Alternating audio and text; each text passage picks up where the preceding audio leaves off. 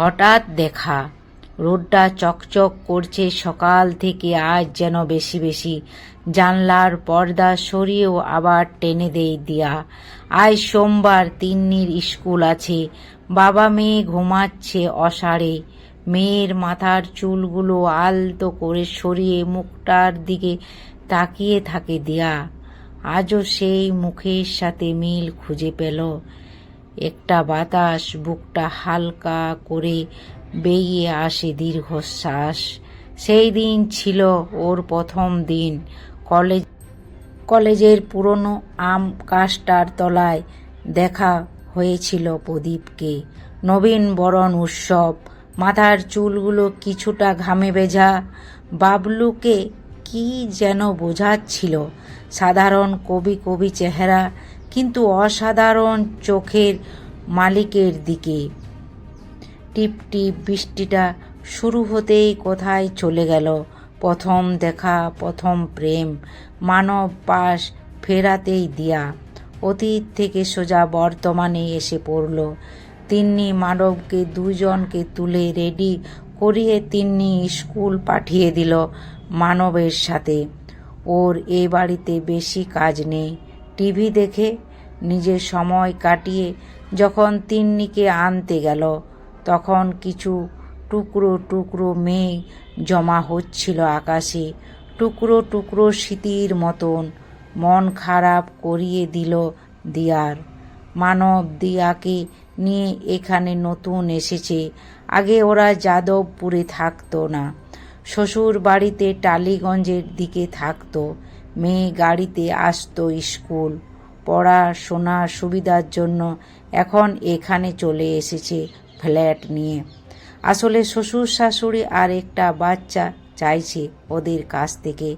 মানব রাজি নয় তিন্নির কথা ভেবে। বেশ ভালো জায়গাটা। তিন্নির এক হাতে নিয়ে চলতে থাকে দিয়া। ইউনিভার্সিটির ভেতরের রাস্তাটা ওর খুব প্রিয়। দুধারে বেশ গাছ লাগানো রাস্তাটা বেরিয়ে দুধারে তবুও বেশ গাছপালা আছে। মানব ওকে স্কুটি কিনে দিয়েছে মেয়েকে আনার জন্য। তবুও এই রাস্তা টুকু হেঁটে যেতে ভালোবাসে। রেল গেটের কাছে আসতে নাচতে টিপটিপ বৃষ্টি শুরু। তিন্নিকে চট করে ছাতার ভেতরে নিয়ে পেছন ফিরতে হট করে চোখ পড়ে যায় রাস্তায়।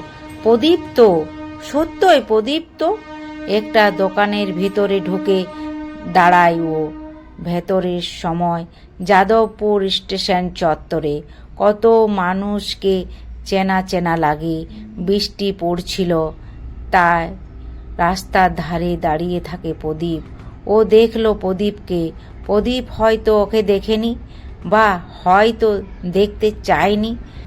দিয়া ভাবল কিছু তো বলতে পারত ও নিজেই প্রদীপকে। ধুর, এত ভিড়ে আর আওয়াজে। দিয়া কিছু বলতে শুনতে পেত প্রদীপ কি কিছু? মোটা হয়ে গেছে মনে হলো। সিগারেট খাচ্ছিল না, ফর্সা লাগলো দেখছে, কিন্তু মনে সেই পুরনো ছবিটা বসে আছে তার সাথে। দিয়া মেলাতে পারছে না ওকে। প্রিয়া বছর দুয়েক আগে বলেছিল প্রদীপ খুব ভালো আছে, অশিক্ষিত হলেও চাকরি করা বউ, খুব মিষ্টি ছেলে আছে। বউ নাকি দারুণ সুন্দরী, খুব ফর্সা, আবার শ্বশুরের অনেক পয়সা। ও সেই পয়সায় প্রমোটর হয়েছে নাকি এখন, তবে নিজেও ও সফল ইঞ্জিনিয়ার। দিয়া মনে মনে কত প্রশ্ন ঘুরপাক খাচ্ছিল। আচ্ছা, তুমি তো ফর্সা মেয়ে পছন্দ করতে না? গুণ দেখে মেয়েকে বিয়ে করবে, শ্বশুরের পয়সা দেখে নয়। আজ কি পাল্টে গেছো? না তখন বলেছিলে ভুল? না নিজেকে নিজেই বুঝিয়েছে সায়ন্তের কথা ভুল নয়, ভুল ছিল পরিস্থিতি। তবে দিয়াকে ধোঁকা দেয়নি প্রদীপ। তারা দুজনে ভালোবাসাকে ধোঁকা দিয়ে বাস্তবের মাটিতে নেমে এসেছিল। আর আজ মন চাইছে যদি সত্যই ফিরে পেতাম মানুষের মন সব সময় দুটো ধারায় চলে, মনের একটা জানালার প্রদীপকে দেখার আনন্দ, সেখান থেকে লোভের হাওয়া আসছে। ঠাকুর প্রদীপ যেন একবার তাকে দেখে, হয়তো একবার ডেকে উঠবে, তারপর ধক করে উঠে বুকটা। নিজের অজান্তে রিকশা ডেকে উঠে পড়েছে, তাড়াতাড়ি ওই জায়গাটা ছেড়ে দিতে চায়। আবার মনের বাস্তবের বন্ধ জানালায় বসে বিচার বুদ্ধি জানলার ছিদ্রগুলো এঁটে বসে সে বলে, ঠাকুর যেন না আসে, না দেখে ফেলে তাকে। আজ এতগুলো বছর কেটে গেছে, মানব খুব ভালো। বাবার হঠাৎ মৃত্যুতে মা ভেঙে পড়েছিল, বাবার মৃত্যুর জন্য ওই দায়ী ছিল। হয়তো মা জানতো মাও বেশি দিন বাঁচবেন না।